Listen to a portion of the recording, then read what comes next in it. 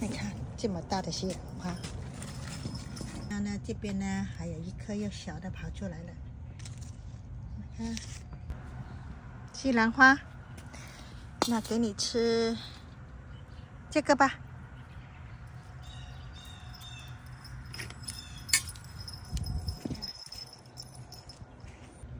他喜欢吃菜，怕我拿掉它。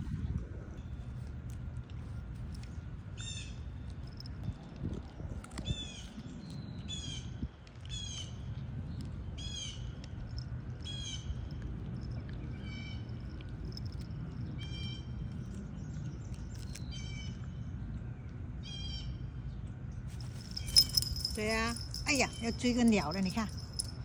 好了好了，跟鸟跟你没关系的，很警惕的，一点点声音很敏感。啊，好好食啊！新鮮有機菜啊！